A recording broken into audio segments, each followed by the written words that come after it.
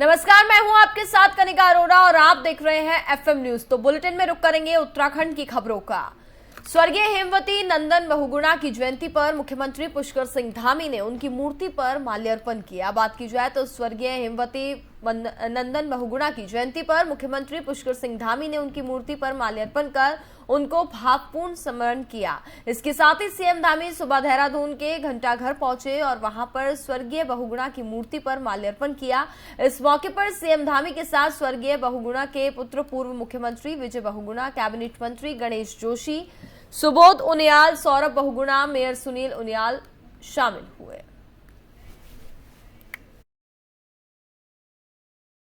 हिमालय पुत्र थे और हिमालय जैसे उनके इरादे थे।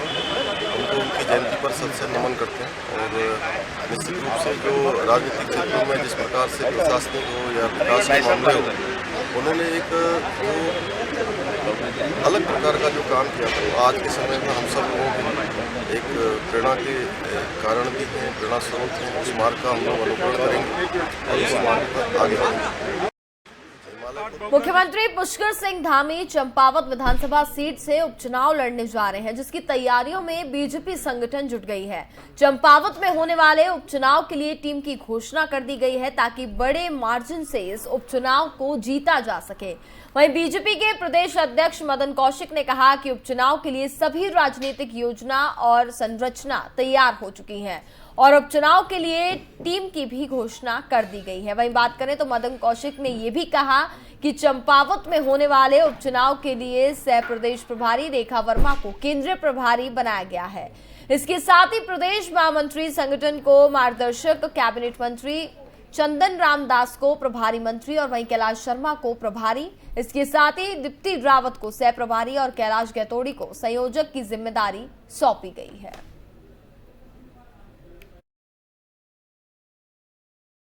हमने उपचुनाव को लेकर पूरी टीम की आज मैं घोषणा कर रहा हूं। इसमें जो पूरी प्रभारी, पालक प्रभारी के तौर पर हमारी सह प्रभारी श्रीमती रेखा जी रहेंगी और महामंत्री संगठन ये भी इस चुनाव को मार्गदर्शित करेंगे। प्रभारी मंत्री के तौर पर चंदन रामदास जी ये इस चुनाव में रहेंगे। इस चुनाव के प्रभारी कैलाश शर्मा जी रहेंगे और सह प्रभारी के तौर पर राष्ट्रीय महामंत्री श्रीमती दीप्ति रावत जी रहेंगी और इस चुनाव के संयोजक श्री कैलाश गैतोड़ी जी जो वहाँ के पूर्व विधायक हैं वो रहेंगे। तो आज इस टीम की मैं घोषणा कर रहा हूँ। हमने उपचुनाव को खबरों में आगे बढ़ते हैं। कांग्रेस विधायक और पूर्व नेता प्रतिपक्ष प्रीतम सिंह ने खुद के बीजेपी में जाने की खबरों का खंडन किया है। प्रीतम सिंह ने कहा कि मेरे खिलाफ भ्रामक प्रचार किया जा रहा है। वहीं हाल ही में प्रीतम सिंह ने बीजेपी में जाने को लेकर के चर्चाएं तेज हो गई थी, जिस पर प्रीतम सिंह समेत पार्टी के बड़े नेताओं ने प्रेस वार्ता कर सफाई दी है कि इस दौरान पार्टी के प्रदेश अध्यक्ष करण महरा और दिनेश अग्रवाल मौजूद रहे। पूर्व नेता प्रतिपक्ष और कांग्रेस के विधायक प्रीतम सिंह ने आज खुद के बीजेपी में जाने की खबरों का खंडन करते हुए उनके खिलाफ भ्रामक प्रचार किए जाने की भी बात कही है। प्रीतम सिंह ने यह भी कहा कि उनके पिता गुलाब सिंह 8 बार विधायक रहे हैं और कांग्रेस की सेवा करते रहे हैं। उन्होंने ये भी कहा कि वे खुद भी 6ठी बार विधायक बनकर आए हैं, लेकिन इसके बावजूद भी उनके खिलाफ लगातार बीजेपी में शामिल होने का भ्रामक प्रचार किया जा रहा है।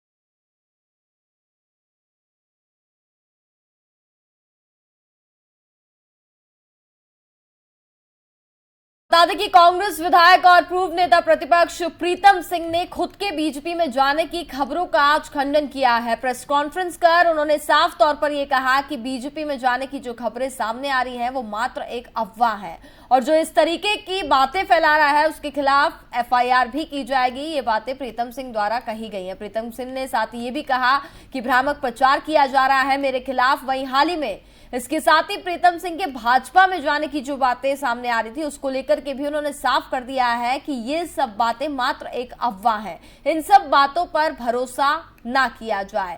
इस दौरान पार्टी के प्रदेश अध्यक्ष करण मेहरा और दिनेश अग्रवाल भी प्रेस कॉन्फ्रेंस के दौरान मौजूद रहे। पूर्व नेता प्रतिपक्ष और कांग्रेस के विधायक प्रीतम सिंह ने आज खुद के बीजेपी में जाने की खबरों का साफ तौर पर खंडन कर दिया है। उनके खिलाफ भ्रामक प्रचार किए जाने की भी बात कही है और साथ ही प्रीतम सिंह ने यह भी कहा कि उनके पिता गुलाब सिंह 8 बार विधायक रहे हैं और कांग्रेस की सेवा करते रहे हैं। साथ ही वे खुद भी 6ठी बार विधायक बनकर आए हैं, लेकिन इसके बावजूद भी उनके खिलाफ लगातार बीजेपी के शामिल होने का भ्रामक प्रचार किया जा रहा है। तो इसको लेकर के प्रीतम सिंह ने आज जो स्थिति है वो फिलहाल स्पष्ट कर दिया और साफ तौर पर उन्होंने ये कह दिया है कि इस तरीके की जो बातें सामने आ रही है बीजेपी पार्टी में शामिल होने की वो मात्र एक अफवाह है और जो भी इस तरीके की बातों को फैला रहा है उसके खिलाफ मैं एफआईआर दर्ज कराऊंगा।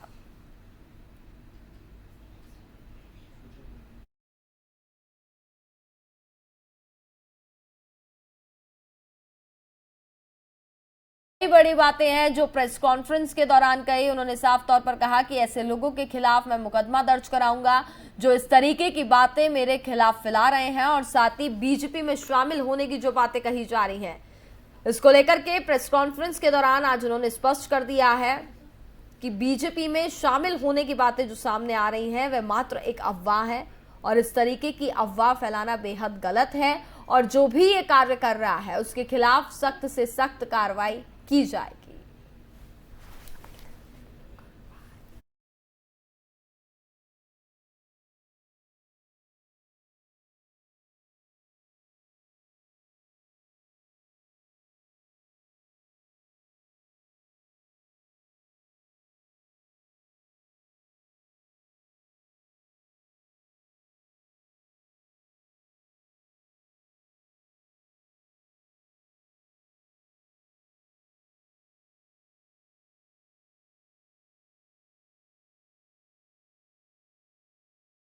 अघोषित बिजली कटौती के विरोध में कांग्रेस कमेटी ने आज अधिशासी अभियंता कार्यालय पर धरना प्रदर्शन किया।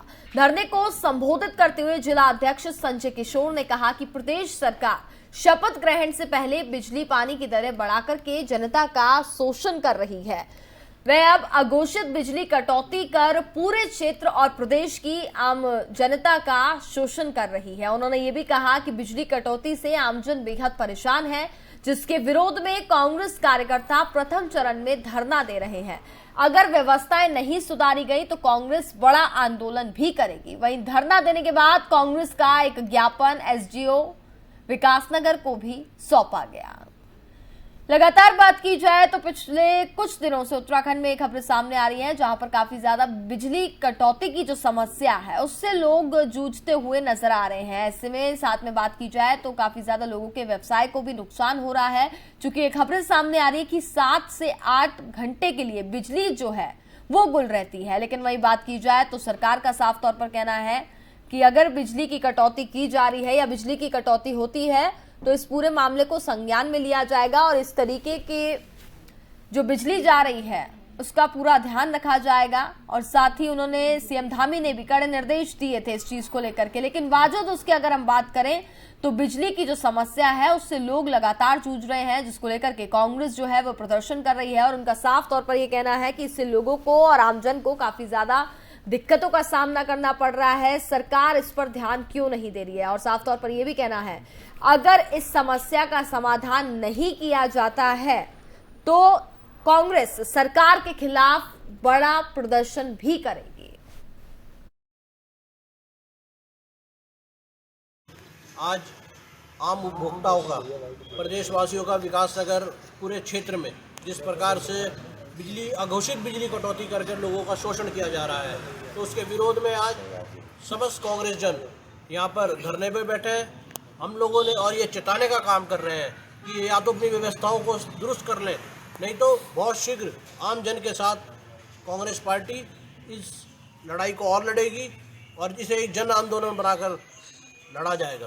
पुष्कर धामी जी तो कह रहे थे विद्युत बिजली पूरी मिलेगी, उनके वादे झूठे हैं। जब सरकार ने शपथ ली उससे पूर्व ही इन्होंने इनकी दरें बढ़ाने का काम किया और पुष्कर धामी जी आज कह रहे हैं कि विद्युत पूरी मिलेगी। आप स्वयं बता दें कि किस प्रकार से अघोषित 8-8 घंटे 6-6 घंटे की यहाँ पर कटौती पूरे क्षेत्र में की जा रही थी। किसानों को आज फसल बोनी है, उनके ट्यूबवेल नहीं चल रहे, व्यापारी आज विद्युत कटौती के खिलाफ सड़कों पर उतरकर प्रदर्शन किया है। उसी क्रम में आज शहर कांग्रेस कमेटी के अध्यक्ष शम्मी प्रकाश जी के नेतृत्व में यहाँ पर धरना दिया जा रहा है और निश्चित रूप से जिस प्रकार से अघोषित बिजली कटौती करके आम जन का शोषण यहाँ पर ये विद्युत विभाग द्वारा और इस प्रदेश सरकार द्वारा किया जा रहा है, उसके विरोध में आज कांग्रेस के सभी कार्यकर्ता यहाँ पर धरने पर बैठे हुए हैं। पुष्कर धामी जी कहते हैं विद्युत पूरी मिलेगी, इनमें फटकार भी लगाई है लोगों के कार्यकर्ताओं को, क्या झूठे हैं ये? देखिए, निश्चित रूप से जब विद्युत दरें आपने बढ़ा दी थी शपथ लेने से पहले और पानी की दरें भी आपने बढ़ा दी थी, विद्युत पूरी मिलेगी तो इतने दिन से कटौती का दंश आम जन ने क्यों झेला? जब उसने अपना पैसा भी दे रहा विद्युत विभाग को सब चीज पेड करने के बावजूद भी उसे दंश झेलना पड़ रहा, तो इसका मतलब क्या? इसका मतलब झूठ ही है। तो धामी जी के लोगों के देश के अंदर अगर हमें बिजली मुहैया नहीं और हो रही है आम जन को, तो उसका क्या मतलब है? पर हमारे साथ ज्यादा बातचीत करने के लिए हमारे संवाददाता अजय पांडे हैं, वो जुड़ गए हैं, उनका रुख करेंगे। अजय जी, जैसा कि लगातार हम चर्चा कर ही रहे हैं, जो बात की जाए तो उत्तराखंड में पिछले कुछ दिनों से बिजली की जो समस्या है उससे लोग लगातार जूझते हुए नजर आ रहे हैं। साथ ही व्यवसाय को भी काफी ज्यादा दिक्कतों का सामना करना पड़ रहा है, वहीं आमजन भी काफी ज्यादा परेशान होते हैं, जिसको लेकर के कांग्रेस लगातार सरकार पर हमलावर है और आज कांग्रेस की तरफ से जो प्रोटेस्ट है वो भी देखने को मिला। देखिए, उत्तराखंड एक ऐसा प्रदेश है जहां पर बिजली का सरप्लस उत्पादन होता है, लेकिन क्योंकि राज्य कोटे के तहत उत्तराखंड को काफी कम बिजली मिलती है, क्योंकि जो मांग है उसके आधे मात्रा में बिजली उत्तराखंड को मिलती है और बाकी के अन्य प्रदेशों को यहाँ पर बिजली जो उत्पादन होता है वो मुहैया कराना पड़ता है। ऐसे में चूंकि आपूर्ति को बाधित न हो और सभी जगहों पर बिजली पर्याप्त मात्रा में मुहैया हो जाए, इसको लेकर के बाजार मूल्य से यानी बाहर से बिजली की खरीदारी करनी पड़ती है और इस समय उत्तराखंड में स्थिति काफी नाजुक बनी हुई है और यही वजह है कि तमाम उद्योग हैं वो प्रभावित हो रहे हैं, वहां पर भी बिजली की कटौती हो रही है। इसके साथ साथ जो ग्रामीण इलाके हैं उन ग्रामीण इलाकों में भी बिजली की 7 से 8 घंटे तक कटौती हो रही है। कई शहरी क्षेत्र भी हैं जो इसकी जद में आ रहे हैं और वहां पर भी बिजली की कटौती का क्रम जो है वो जारी है। आप सब समझ सकती हैं कि इस समय उत्तराखंड में जो गर्मी का माहौल है और ऐसे में उत्तराखंड में तमाम जगहों पर अगर बिजली की कटौती होगी तो आम जनता को इससे सीधे दिक्कतों का सामना करना पड़ेगा और यही वजह है कि मुख्यमंत्री पुष्कर सिंह धामी, क्योंकि उनके पास ऊर्जा विभाग भी है और वो लगातार अधिकारियों के साथ बैठक कर रहे हैं, उनको दिशा निर्देश दे रहे हैं और उन्होंने पिछले दिनों जब बैठक की थी तो ये कहा था कि उस समय कि 24 घंटे के अंदर उनको ये रिपोर्ट दी जाए कि आखिर इस व्यवस्था को कैसे बनाया जाए, कैसे जो कमियां हैं उनको दूर किया जाए। बिजली विभाग के जो तीनों निगम के अधिकारी हैं उन्होंने अन्य प्रदेशों से संपर्क किया है और वहां से मांग की है कि उत्तराखंड में जो बिजली की आपूर्ति है वो प्रभावित हो रही है और ऐसे में यहाँ पर बिजली कटौती न हो, इसके लिए अन्य प्रदेशों की ओर से सहयोग किया जाए। सबसे महत्वपूर्ण बात यह है कि यहाँ करीब 12 रुपए प्रति यूनिट की दर से बिजली खरीदारी करनी पड़ रही है और ये आम जनता को इस कमी को, इस व्यवस्था को दुरुस्त करते हुए उन तक बिजली पहुंचाने का कार्य किया जा रहा है। यूपीसीएल के एमडी अनिल यादव ने सभी अधिकारियों से लगातार वो भी संपर्क में है और वो दिशा निर्देश दे रहे हैं। वो भी ये कह रहे हैं कि जल्द से जल्द इस समस्या का समाधान होगा, क्योंकि बिजली विभाग की ओर से कहा जा रहा है, ऊर्जा निगम की ओर से कहा जा रहा है कि नदियों का जो जल स्तर है वो कम हुआ है, इस वजह से बिजली का जो उत्पादन है वो नहीं हो पाया है, क्योंकि गैस और कोल की कमी की वजह से भी उत्तराखंड में पर्याप्त मात्रा में जो बिजली का उत्पादन है वो नहीं हो पा रहा है। में जो यहाँ अन्य प्रदेशों में जो उत्पादित बिजली भेजी जा रही है, उसके लिए यहाँ पर ये बात की जा रही है अन्य प्रदेशों के अधिकारियों के साथ कि उत्तराखंड में जो कमियां हैं उनको दुरुस्त करने का प्रयास विभाग की ओर से किया जा रहा है और वो भी इसमें सहयोग करें। कुल मिलाकर के अभी ये माना जा रहा है कि करीब 5 से 6 दिन और लगेगा सारी व्यवस्थाओं को दुरुस्त होने में। और मुख्यमंत्री पुष्कर सिंह धामी जिस तरह से अधिकारियों को बता रहे हैं और वो कह रहे हैं कि जल्द से जल्द इस समस्या को दूर करने का अधिकारी प्रयास करें, क्योंकि आम जनता इससे सीधे कनेक्ट है। आम जनता को तमाम दिक्कतों का सामना करना पड़ रहा है और जो औद्योगिक घराने हैं, चाहे छोटे उद्योग की बात करें, चाहे कई ऐसे बड़े उद्योग हैं, वो प्रभावित हो रहे हैं। तो जाहिर है अगर उद्योग प्रभावित होंगे, आम जनता इससे प्रभावित होगी, ग्रामीण क्षेत्रों के लोग प्रभावित होंगे, तो इसका असर सरकार के कामकाज पर भी पड़ेगा। सरकार को लेकर के जो जनता का मंतव्य है वो बदलेगा और आक्रोश भी बढ़ेगा। यही वजह है कि जो विपक्षी पार्टी कांग्रेस है वो लगातार इस बात को लेकर के एक मुहिम चला रही है और जनता को जागरूक करने का प्रयास किया जा रहा है कि देखिए आपने जिनको चुना, जिनको सत्ता सौंपी, वो आपके हित की बात नहीं कर रहे हैं। आपको इस तपती गर्मी में बिजली संकट से दो चार होने के लिए बाध्य कर रहे हैं। हालांकि क्योंकि विपक्षी पार्टियों का ये काम होता है कि तमाम जो मुद्दे होते हैं उनको उठाना है, उनको आम सड़क से लेकर के सदन तक पहुंचाना है, सरकार के समक्ष रखना है, ताकि सरकार की आंख खुले, सरकार के लोग जो है वो सक्रिय हों और जो समस्या है उस समस्या का निदान किया जाए। क्योंकि ऊर्जा विभाग मुख्यमंत्री पुष्कर सिंह धामी के पास है, ऐसे में ऊर्जा मंत्री के तौर पर पुष्कर सिंह धामी लगातार ये प्रयास कर रहे हैं कि ऊर्जा का जो संकट है वो जल्द से जल्द दूर किया जाए। ये माना जा रहा है कि 5 से 6 दिन का वक्त और लगेगा और जो तमाम ग्रामीण क्षेत्र है जहाँ पर कटौती की जा रही है उस कटौती से निजात मिलेगी। इसके साथ साथ जो उद्योग हैं, छोटे उद्योग हैं या बाकी अन्य उद्योग हैं, उनके लिए भी जो बिजली कटौती का जो क्रम है वो जल्द समाप्त हो जाएगा और जो आपूर्ति है वो जो बाधित आपूर्ति हो रही है वो आपूर्ति अब बाधित होगी और सभी समस्याओं का जल्द से जल्द हल निकाल लिया जाएगा। लेकिन ये देखने वाली बात होगी क्या 5 से 6 दिन का जो वक्त विभाग के अधिकारी बता रहे हैं कि इसमें बिल्कुल देखना होगा 5 से 6 दिन में जो बातें कही जा रही हैं कि बिजली कटौती की जो समस्या से लोग जूझ रहे हैं, क्या इसका समाधान होता है या नहीं होता। आचार्य जी बहुत बहुत शुक्रिया आपका हमारे साथ जुड़ने के लिए।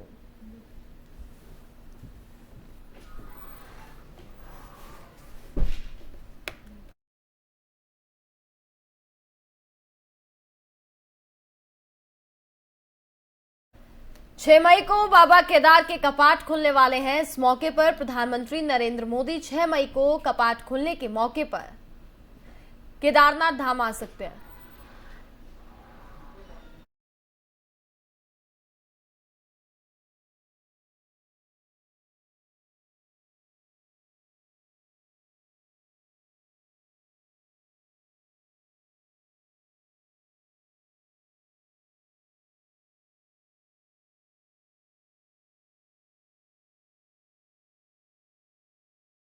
छह मई को बाबा की बात की जाए तो केदारनाथ के कपाट खुलने जा रहे हैं। इस मौके पर प्रधानमंत्री नरेंद्र मोदी 6 मई को कपाट खुलने के मौके पर केदारनाथ धाम आ सकते हैं। मुख्यमंत्री पुष्कर सिंह धामी के मंगलवार को प्रस्तावित केदारनाथ दौरे को इससे जोड़कर भी देखा जा रहा है। हालांकि प्रधानमंत्री कार्यालय की तरफ से अभी तक कोई कार्यक्रम नहीं मिला है। देवभूमि उत्तराखंड से विशेष लगाव रखने वाले प्रधानमंत्री मोदी की केदारनाथ धाम के प्रति अगाध आस्था है। एक दौर में प्रधानमंत्री ने केदारनाथ के नजदीक ही साधना की थी। केदारपुरी का पुनर्निर्माण उनके ड्रीम प्रोजेक्ट में भी शामिल है और अब केदारपुरी नए क्लेवर में निखर चुकी है। वही वर्ष 2014 में प्रधानमंत्री बनने के बाद से मोदी को जब भी समय मिलता है वे बाबा केदार के दर्शन करने जरूर आते हैं।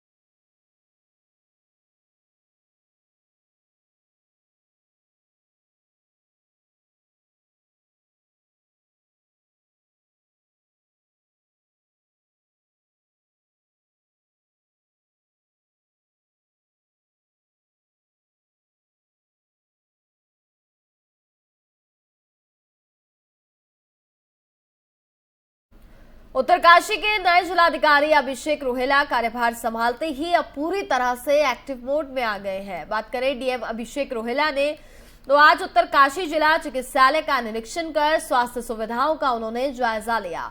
निरीक्षण के दौरान उन्होंने चिकित्सालय के अधिकारियों को आगामी चारधाम यात्रा को देखते हुए चिकित्सालय में सभी स्वास्थ्य सुविधाएं दुरुस्त रखी जाएं, इसके साफ तौर पर उन्होंने निर्देश दिए हैं। उन्होंने चिकित्सालय में दवाइयों का पर्याप्त स्टॉक रखने की भी बात कही है। इसके साथ ही चिकित्सालय में सफाई व्यवस्था भी दुरुस्त बनाए रखने के निर्देश दिए हैं। जिलाधिकारी ने चिकित्सालय में भर्ती मरीजों तथा उनके परिवार वालों की भी बात की और उनसे भी बातचीत की और साथ ही जाना कि अगर भी किसी तरीके की कोई दिक्कत होती है तो जरूर बताएं। हालांकि जो भी दिक्कतें हैं उनको लेकर के पूरा समाधान भी किया जाएगा, ये सख्त निर्देश डीएम ने दिए हैं।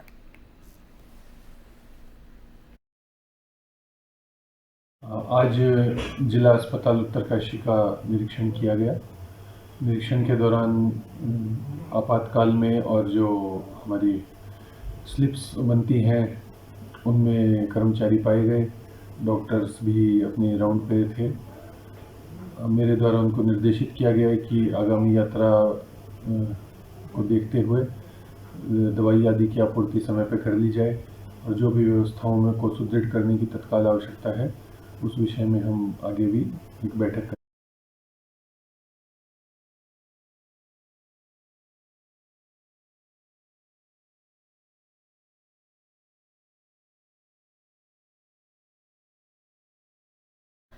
मसूरी में पर्यटन सीजन को देखते हुए पर्यटकों को किसी प्रकार की परेशानी ना हो, इसको लेकर कैबिनेट मंत्री गणेश जोशी ने अधिकारियों को सख्त लहजे में मसूरी की व्यवस्थाओं को दुरुस्त करने के निर्देश दे दिए, जिसको लेकर के मसूरी देहरादून विकास प्राधिकरण के वीसी ब्रजेश कुमार संत ने मसूरी में एमडीडीए के अधिकारियों, एसडीएम और सीओ मसूरी के साथ मसूरी माल रोड का निरीक्षण किया।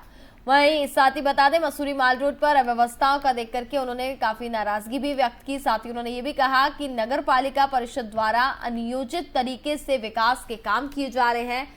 पालिका प्रशासन द्वारा माल रोड को व्यवस्थित करने के साथ सुंदर बनाए जाने को लेकर के भी ठोस नीति के तहत कार्य नहीं किया जा रहा, जिससे धन की बर्बादी के साथ लोगों को भी काफी दिक्कतों का सामना करना पड़ रहा है।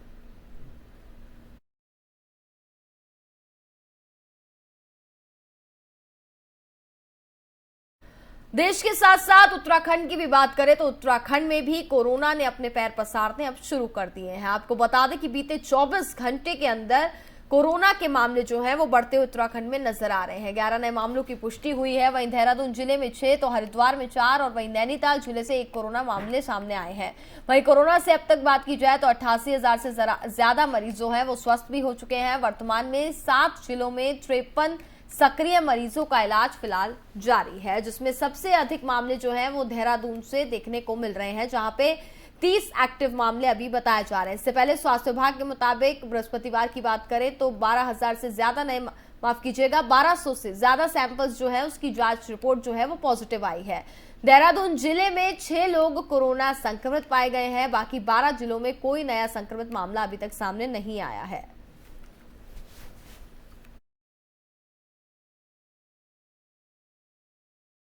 और इसी के साथ फिलहाल इस बुलेटिन में बस इतना ही। देखते रहिए FM न्यूज। नमस्कार।